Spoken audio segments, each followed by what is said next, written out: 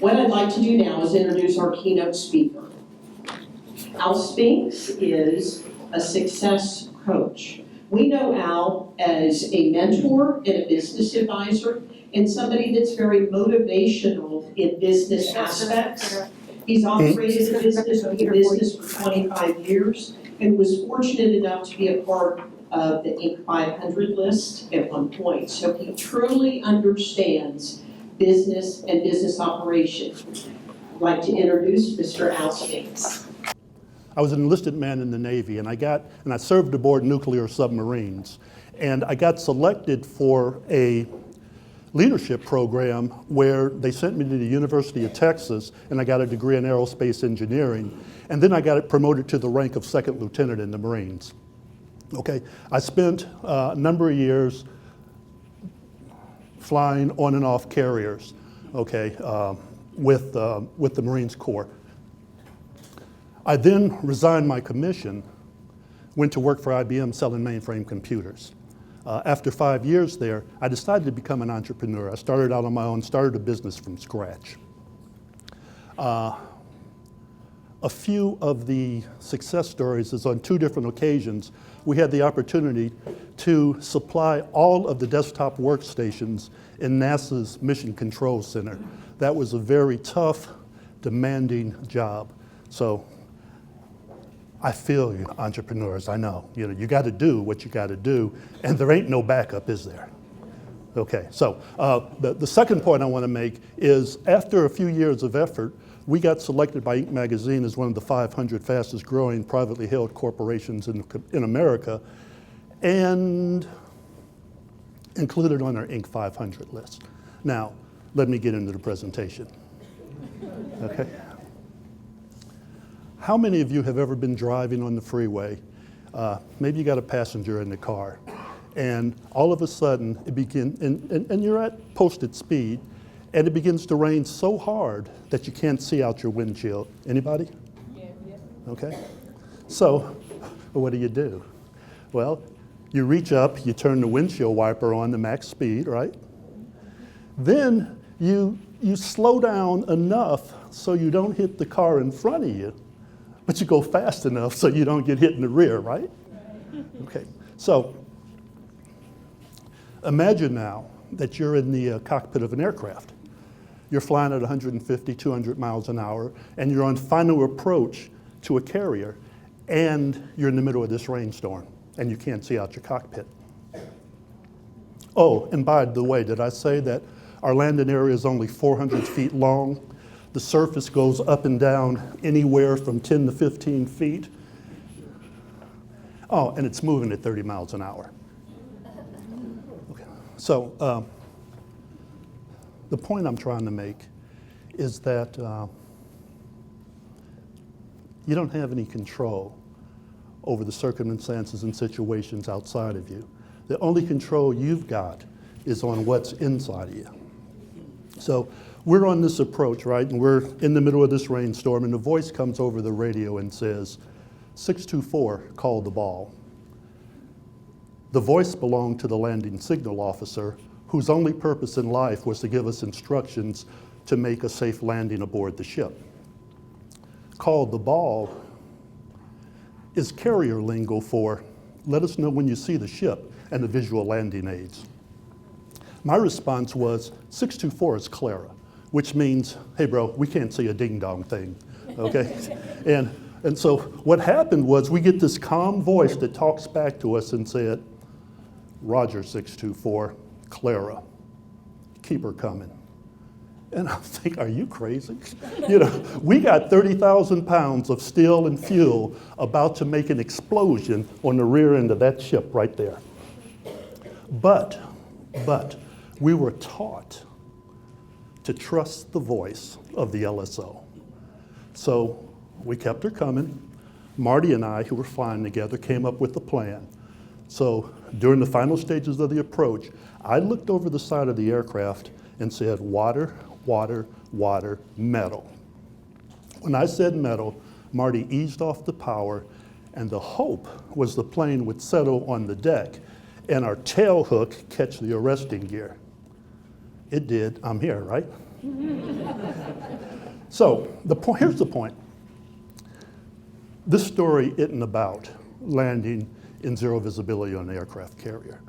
This story is about understanding and finding and trusting the resources available to you to help you accomplish your goals regardless of what it looks like outside, regardless, okay? And I'm gonna do that by using our three-part nature to help you to understand that a small change in the way you think about things can create major changes in your business, your relationships, your health, and life in general. And to do that, let's start with spirit. Okay. Spirit is a non-material nature, okay? And like the LSO, it always provides us with directions towards our goals and ultimate life's purpose.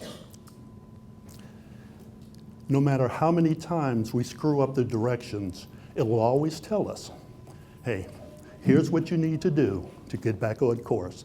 It doesn't judge us. Like the LSO, it always talks to us in a calm and peaceful voice. So when you're communicating with spirit, you got this calmness about you. Doesn't matter what's going on out there. Communicates through our mind. And before you guys think I'm getting preachy or religious on you, scientists have recognized the existence of a non-material dimension that provides us with knowledge and insight that can't be explained away by human reasoning and intellect. And as a matter of fact, a number of different colleges have put in place courses of study called transpersonal psychology to explore this further. Well, I'm not the only one that thinks about spirit. Steve Jobs did. He said, listening to the voice of spirit is the only thing. Doesn't matter. If you do that and pay attention, he didn't say it would be easy. He said if you do that, you will get what you want in life, and everything else is secondary. The next aspect of our three-part nature is our mind. Purpose of our mind is to support and protect us by giving us the ability to reason and figure things out for ourselves. Like people in the cockpit of an aircraft, our mind has multiple parts. We got a subconscious, we got a conscious, we got will, desire, and emotions. And from time to time, all of them are fighting to control our mind. And that's why a lot of people refer to our mind as the battleground or the battlefield. Okay, that's why that picture's there, because in our mind what gets us into trouble most of the time. Well, maybe not for you. You guys are scholars, I forgot. It does for me. Okay. Our mind is very powerful and complex. It controls most of our bodily functions. In addition, it allows us to figure out a budget, to figure out payroll, to figure out how to increase our product services and cut back expenses, as well as how to program a computer to take us to the moon and back. Here's the key. Our mind supports our beliefs, and that's huge. That's huge, and I'm gonna tell you why. Don't our beliefs influence how we experience life? Right? And isn't a belief nothing more than a bunch of thoughts that we think over and over and over again? But there's a problem with that. I don't know about you, but every thought that enters my head is not a good one. Nor do I want to repeat them, okay? So as a result, here's the key. We cannot blindly trust our mind to solve every problem we have.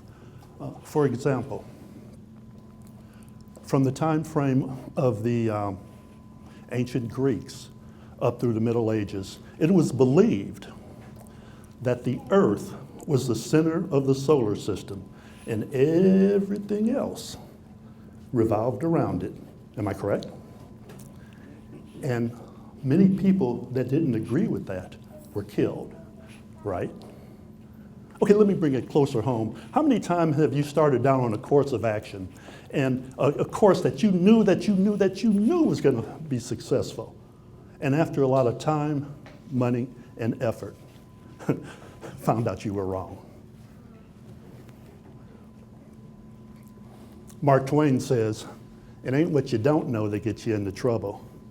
It's what you know for sure that just ain't so." Okay, the next aspect of our human nature I want to talk about, and we're almost done, believe it or not, is our body, our physical body.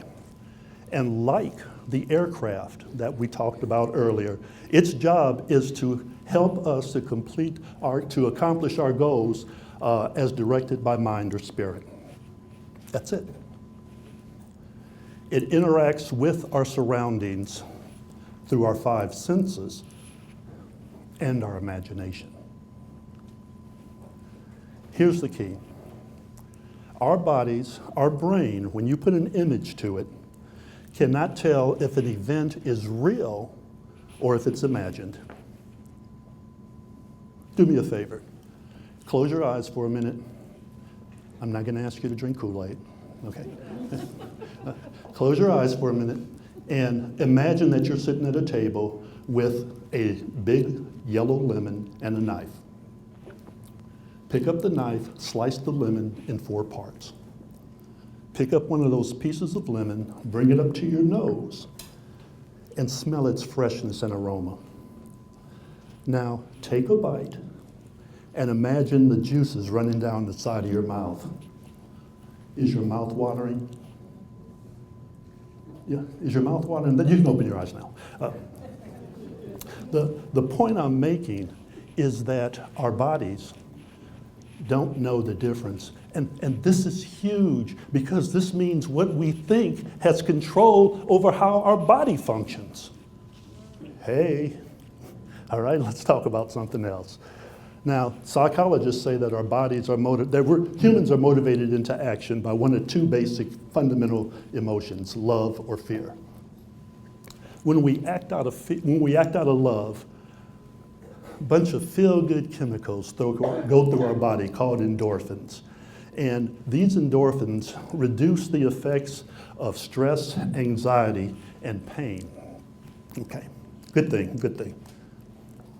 When we act out of fear, another set of chemicals go through our bodies, adrenaline, cortisol, and the effects of adrenaline and cortisol on our bodies is to increase our heart rate, constrict our blood vessels, open up our air passages, and shut down non-essential bodily systems such as the digestive and the immune system. Now this is cool when we're doing the fight or flight deal, when we need this energy to get things done, but the body also interprets stress, anxiety, worry, and provides the same remedy that it does for fear. The point is, WebMD says that 75 to 90% of all doctor office visits are the result of stress-related ailments and complaints. But remember, we choose how we experience life. So, in review, and I got about 3 more minutes. In review, spirit, mind, body, we're not created to work alone. You know, we can't just be all mental, or we just can't be all spiritual, or we just can't be all about our body. They were created to work together to help us get our job done. I like to say they work as a tightly knit and integrated team. So, in conclusion, change what you think about the utilization and implementation of spirit, mind, body. And if you haven't already done it, start now. Set huge goals in your business. Don't just get by. Just don't make payroll. Set a goal and go for it. And know this, know that you cannot fail because spirit, look, I didn't tell you something about the mind. The mind will always, the mind I said supports, always is to protect and support us. The mind always finds information to support our beliefs. Okay, so you cannot fail. But don't worry and try to figure out how every step is going to go. Take it one step at a time. Wait for the voice of the LSO to come in there and say, keep her coming, I got you. Here's the beauty. Your past, current situation does not matter. I don't care if you're going through a divorce, you're dealing with cancer, you've got a repossession, you're in the red, you're in, what is it, red or black? Somebody knows. So you're in the red, you're going through bankruptcy. It don't matter. Set a goal. Trust spirit to lead you, mind to find a way, and the body to get it done. And in closing, I'd like to share these words of Mr. William Ernest Henley. It's called Invictus. Out of the night that covers me, black as a pit from pole to pole, I thank whatever gods may be for my incomparable soul. In the fell clutch of circumstance, I have not winced nor cried aloud, but under the bludgeonings of chance, my head is bloody, but unbowed. Beyond this place of wrath and tears looms but the horror of the shade, and yet the menace of the years finds and shall find me unafraid. It matters not how straight the gate, how charged with punishment the scroll. I am the master of my fate. I'm the captain of my soul. Thank you, and God bless.